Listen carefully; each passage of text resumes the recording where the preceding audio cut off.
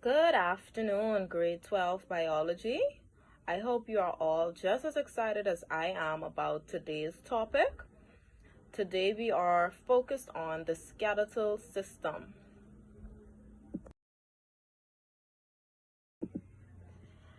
As you already know, grade 12, we are focused on the skeletal system.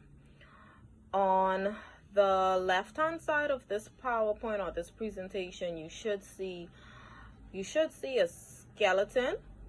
However, none of the parts are labeled. So the objectives of the lesson would be one, for you to identify the parts of the skeleton, as well as describe the functions of the skeletal system. We're not going to move too fast. We're only going to focus on a few parts of the skeletal system at a time, and then we'll work our way up. Parts of the skeletal system. We have the cranium, the scapula, the vertebrae, the humerus, the ribs, and the sternum. In today's lesson, we will only be focusing on the cranium, the vertebra, as well as the scapula, just so you can start to have an idea of what the skeletal system looks like and consists of, along with the functions of each of the parts.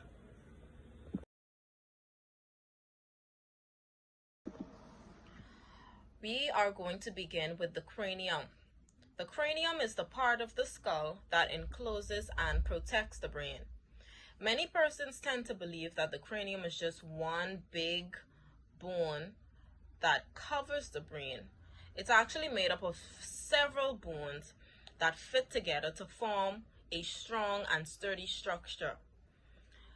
As you know, the cranium plays a vital role in safeguarding the brain. It protects the brain from any outside damage. The vertebra is another important part of the skeletal system. These are individual bones that make up the spinal column or the backbone. They form a flexible and protective structure for the spinal cord. So the vertebrae is what allows us to move. It allows us to move, it allows us to bend, it allows us to twist around.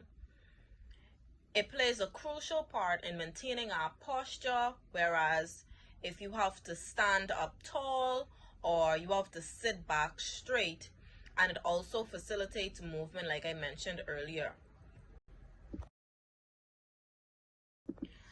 The last part of the skeletal system that we'll be focusing on today is the scapula. The scapula is also known as the shoulder blade. So this is the more common term. You will hear most persons refer to it as the shoulder blade, but the scientific name is the scapula.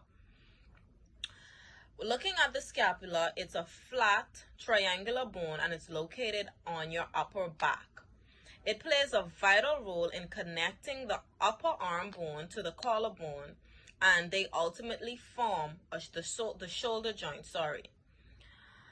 This also allows us to perform a wide range of arm and shoulder motions. If you needed to lift weights, the scapula helps you to do that. If you need to stretch forward, upward, downward, or to the side, the scapula allows you to do that as well.